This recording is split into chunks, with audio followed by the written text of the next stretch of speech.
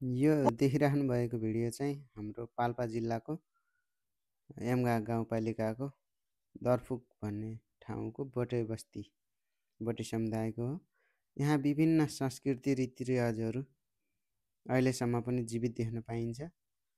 यहाँका समुदायहरूले आफ्नो भाषा धर्म संस्कृति एकदमै जोगाएर राख्नु भएको छ। यसरी नै हरेक ठाउँबाट आफ्नो भाषा धर्म संस्कृति जोगाएर राखौँ, आफ्नो परिचय गुम्न नदिउँ। अरु चाहिँ यो भिडियो मार्फत हेर्नु होला, फुल भिडियो बिस्तारै आउनेछ।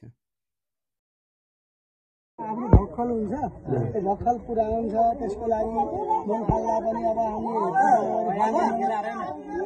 भन्दाखेरि मेरो छोरा विदेश जानु पर्दैछ, हुन्छ आउनुहोस् त हुन्छ नि त्यहाँ सम्झनु होला। पछि भनेको मार्नु भयो।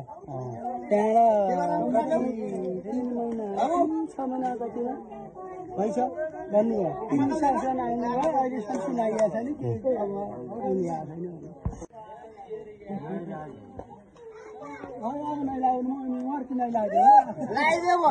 लगाइदियो बर्खात त आठ नै लगाइदियो त यो लगाइदियो